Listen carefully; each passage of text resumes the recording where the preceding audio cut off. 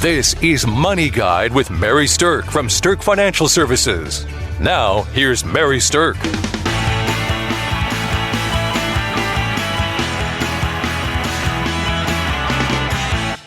Today I have with me Kelsey Bankey, who is a CFP here at Sterk Financial. And Kelsey has actually been really instrumental in putting together some of the debt management tools that we've created. But let me kind of tell you a story about how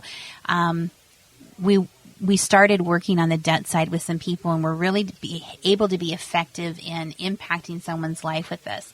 We had a client come in, and they were really just drowning in many, many layers of payments. They had vehicle debt, they had student loans, they had credit card debt, they had a mortgage, they had a home equity loan, and their debt that they took out mostly made sense at the time they took it, but now it had kind of spiraled and gotten away from them. So they were really just feeling like they were drowning in it. So we introduced them to a concept that is called the debt snowball. And the debt snowball is something that Dave Ramsey actually coined. And essentially the idea behind a debt snowball is if you can find a way to accelerate the way that you pay down that debt by doing it in the smartest, most efficient way possible, then you will get debt-free faster, and you will be able to create a much stronger financial outcome for yourself going forward. So, Kelsey, you've been really instrumental in working with those debt snowballs. Tell us a little bit about, in a snowball, what are a couple ways to set them up? Absolutely. The whole goal is to figure out how to pay the debt down as quickly as possible without overextending how much you can pay, but doing it in a smart way. And so there's a couple different ways to do that. Most commonly people say, okay, let's pay down the highest interest rates first. That way you're not paying that high interest rate any longer than necessary. So that's definitely one way to do it. After we did several of these debt snowballs, we started looking at the different ways you can do it. And sometimes paying that highest interest rate might not be the most sense or make the most sense. When I started looking at it a little bit differently, I found there's also another way you could do it. And that is trying to give yourself a win every couple months. Because if I tell you what, if there's one thing about debt management that is absolutely important, is you have to stick with a plan in order for it to work. And sometimes if we don't have those checkpoints where we see that success, it's hard to stay disciplined and stick with that plan. So I also try to look at a debt snowball from the eyes of how can I give myself steady wins in this process, and how can I knock an entire loan, an entire payment off my list, maybe every couple months or maybe a couple times a year, in order to help me stay my goal and stay my course. Okay, great information. So when you're dealing with debt, or if you're feeling like you're drowning in debt, the very first thing that you should do to be able to prepare to create a debt snowball is just to gather your information. And sometimes this is just like psychologically scary to do or frustrating to do because you don't really want to know exactly how much debt you've gotten yourself into. But let me tell you, all progress starts by telling the truth about where you are right now. And in order to move forward, we have to get clear about where you are. So gather your information together.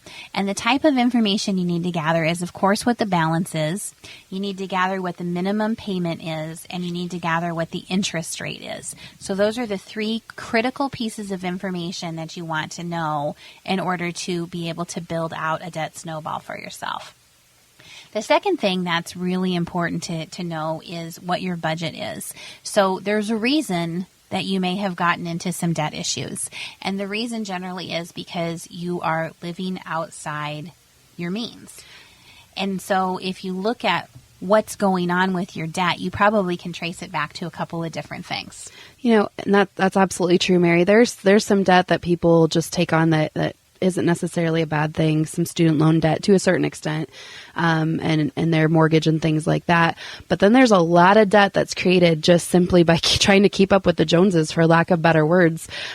We look out at what everybody else has and we think that we need to have it too, and we maybe can't afford it right at that time, or we didn't plan properly to be able to spend that kind of money or make that kind of purchase. And so we charge it to a card, or we get another loan or something like that. And if that happens too frequently, or at too high of a value, that can quickly spin out of control, and all just by trying to look at what everybody else has and keep up with that. Yeah, I think that's a good point. And that can be avoided by having some strong agreements in your household about how debt is supposed to be managed. So when you look at your budget and when you know what money's coming in and you know what expenses are going out, you should have some very clear agreements within your household about what percentage of your income is allowed to go towards debt payments. And if you're maxed out on that percentage, then you really shouldn't be looking at taking on more debt. When you're taking on more debt and it's outside that percentage of income that you've allocated towards debt, that's when people start to get into a lot of trouble. And that's when you start to get into this downward spiral where debt can begin to take over your life. Now, that being said, there are some good debts and there are some bad debts. I am generally in favor of someone having a mortgage if that's the only debt they have. I think it's absolutely normal for someone to have a mortgage and a car payment and a student loan. And if you can limit your debts to those 3 types of debts, then you're probably going to be in pretty good shape. It's when we start layering on debt on top of those 3 things that we start to get into trouble. Because if you can get your student loans and your car payments and your mortgage payments to not be more than, let's say, 30 to 40% of what your total income is, you're going to be in, generally speaking, fine shape financially. When you go too much above that percentage, though, then you don't have enough money left over to enjoy life. And that's when we start seeing people charging up the experiences, charging up the day-to-day things, because all of their income is going to pay down these bills. So having a good specified percentage agreed upon in your household of what that debt ratio should be, I think is incredibly important. So now that we have gathered all the information and we know our all of our debt, our payments, and our interest, and we know our budget, it's time to build a debt snowball. And so what you have to do is lay all that out. I'm a big fan of Excel spreadsheets. I know not everybody else is, but I'm one of those people that just completely enjoy everything about them. So I typically like to use that because I can put in calculations and I can change numbers and have it help me get to the information that I am looking for the end. And what it will show is if you allot certain amount or certain payments to different debts, how fast do they pay down? How much interest are you paying? And if you load up more payments on one or another, how does that look? So generally what you want to do in a debt snowball is pick a debt that you're going to pay off first, figure out how much extra you're going to pay toward that each month, and then load that up so that you pay that down as quickly as possible. Then you take the extra you were paying toward that debt plus that payment, and you start applying it to the next debt that you're going to pay off. So let's say you have a credit card that's a couple $1,000 and your payment is $100 a month, but you decide in order to try to accelerate that debt payment down, you're going to pay $300 a month. Great. You pay that until it's paid off, and then you roll that entire $300 payment onto the next loan that you want to pay off. And that's the snowball part. And that is the snowball. And you start seeing very quickly that you, by paying that extra, you can pay down your debt much more quickly than just a minimum interest payment.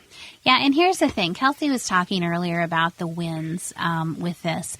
And that if you are somebody who's gotten into debt trouble, then it's easy to stay in that pattern, and it's easy to continue to add debt and then you stay in that. You think, oh, I just paid off something else.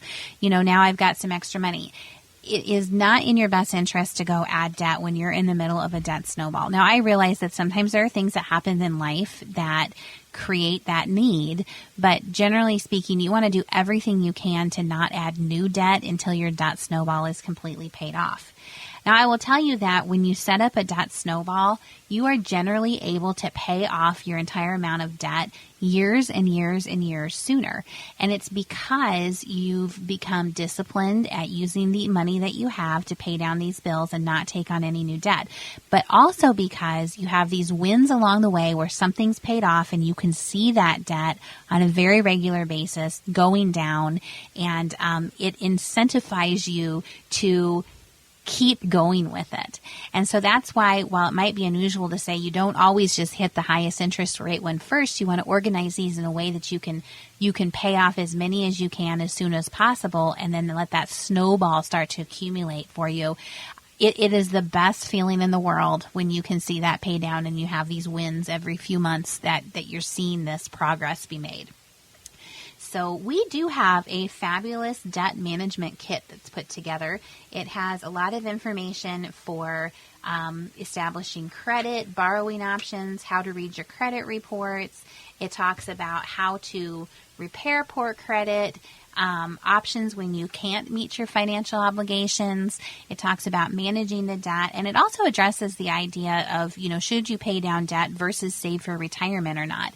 So it's just chock full of good information, and you can give us a call at 605-217-3555 to request your debt management kit, and we'd be happy to send that out to you in an email. Congratulations to Mary Sterk and the team at Sterk Financial for earning a spot on 2 Forbes lists for 6 years running, including 2023 Forbes Best in State Wealth Advisors and 2023 Forbes Top Women Wealth Advisors Best in State, #1 in South Dakota. I want to talk a little bit about why credit cards can be so problemsome, and also that why these minimum payments on a credit card are just a horrible way to manage them. Yeah, Mary, I think that our viewers would benefit from this. The insurance company or the credit card companies are not giving these credit limits to you because it's not going to benefit them. They are going to benefit from you having this debt, so we want to try to minimize that as much as possible. Right. All right, so let me give you an example. Let's say that you have a credit card that has $5,000 worth of debt on it, and it's one of those credit cards, maybe it had a great interest rate when you put the money on it, but now it's jacked way up there, and you have a 14% APR on it. So they're charging you 14% interest a year, which is lower than some of the credit cards that we see sometimes when people get into debt trouble. So $5,000, 14% interest rate, and the minimum payment is going to equal, let's say, 2% of your balance. So that's $100, okay?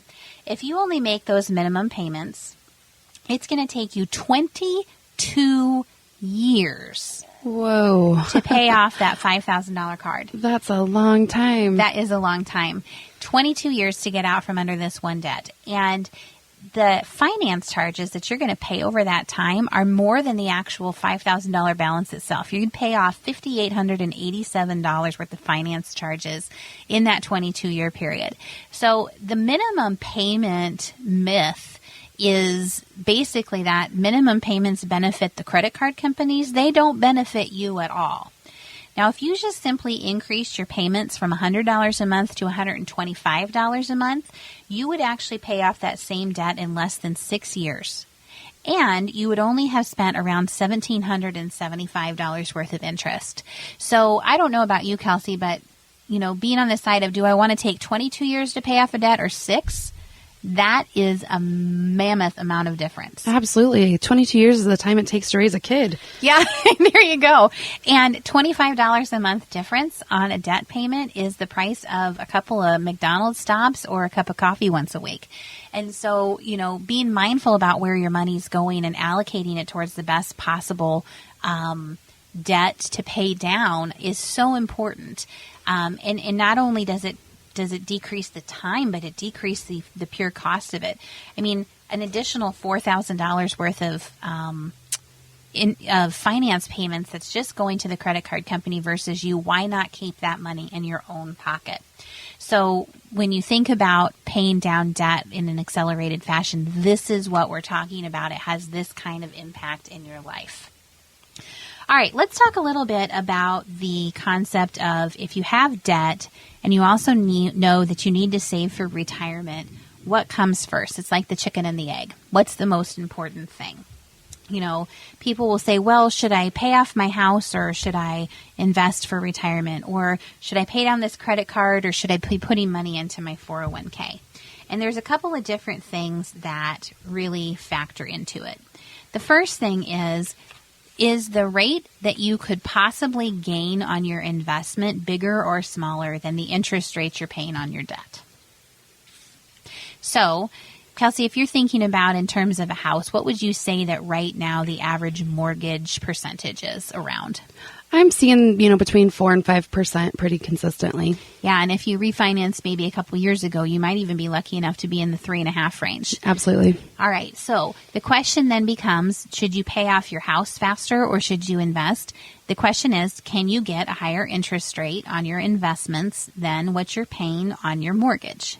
If you don't think you can, or if you feel that that's just impossible to do, then pay off your mortgage. If you think that there's a possibility that you can get a higher interest rate, then consider investing something for the long term.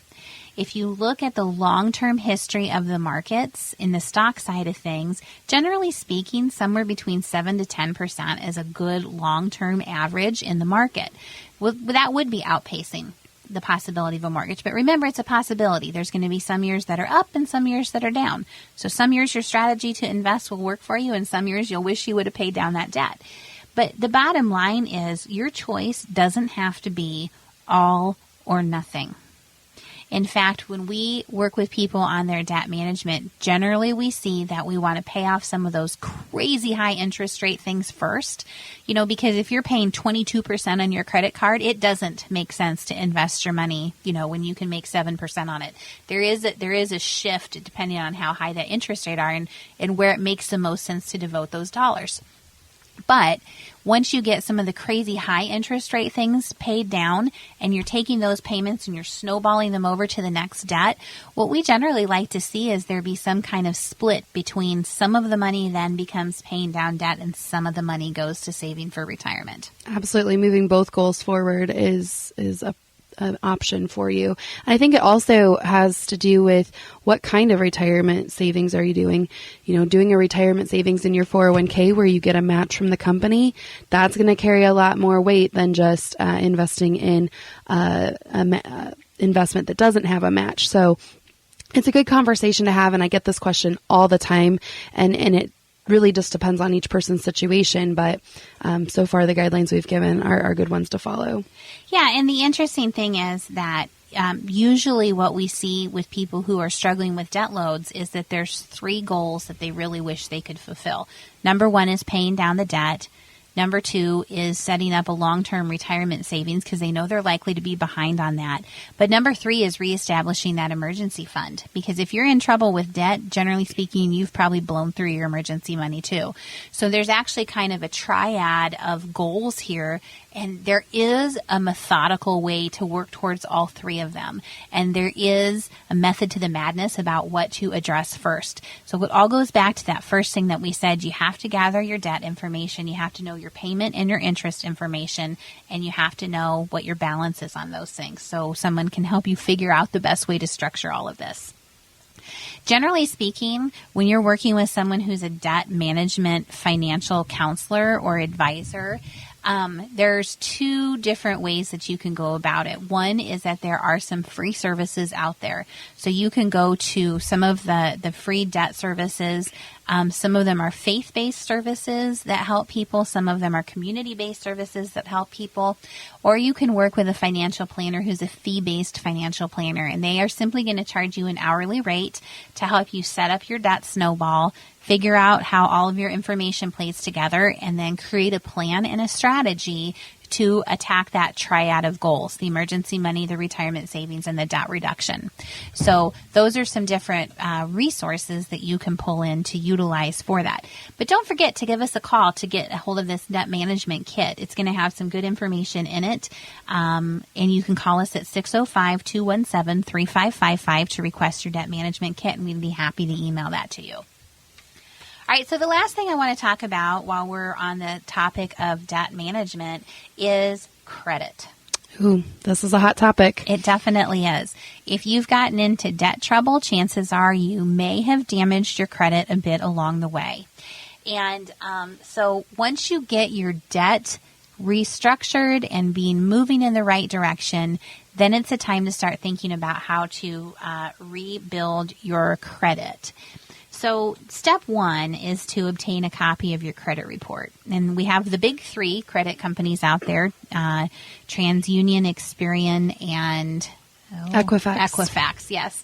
And when we pull those, what you're going to find is that not all the information is exactly the same on all of them, and not all of them report the exact same credit score, but they're going to be similar and in a range. So you want to pull your credit report. You want to see what the bad things are on it. So maybe you had late payments, maybe you have collections out there, but you want to figure out what you're starting with to figure out how you want to fix some of this. If you need to correct errors, you want to go directly to the creditor to clear your credit record. You don't want to necessarily just try to clear it up on your own. And you also can add a statement to your credit report describing your side of the story. So if there's a discrepancy, you can submit that to the big three credit companies and they'll put that right on your credit report. You also can add good credit information to your file that can help kind of mitigate the impact of the derogatory credit that's out there. Because there's no law that anybody has to report your credit. And so a lot of times the bad credit gets reported and the good credit gets ignored. So as you're working your way through this credit rebuild process, those are a few things to keep in mind. So you can rebuild your credit. You can manage your debt. It's possible to get out from under the crushing load of debt issues. And give us a call, request the debt management kit, and hopefully that will help you out. Thanks for listening to Money Guide with Mary Sterk. Investing is subject to risks, including loss of principal invested. Past performance is not a guarantee of future results. No strategy can ensure a profit nor protect against loss.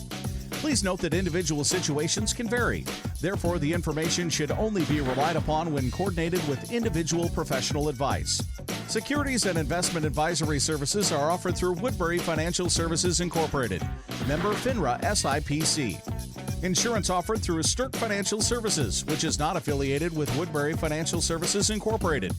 Neither Woodbury Financial Services Incorporated nor its representatives provide tax or legal advice. You should consult a qualified attorney or tax professional to answer your specific questions. Sterk Financial Services is located at 350 Oak Tree Lane, Suite 150, Dakota Dunes, South Dakota, 57049, and can be reached at 605-217-3555. Forbes' Best in State Wealth Advisors list includes 10 recipients per state. The award is based on qualitative and quantitative data, rating thousands of wealth advisors with a minimum of 7 years of experience and weighing factors like revenue trends, assets under management, compliance records, industry experience, and best practices. The award is not based on portfolio performance or client reviews. There is no fee in exchange for rankings. Third-party rankings and recognitions are no guarantee of future investment success and do not ensure that a client or prospective client will experience a higher level of performance or results. These ratings should not be construed as an endorsement of the advisor by any client, nor are they representative of any one client's evaluation.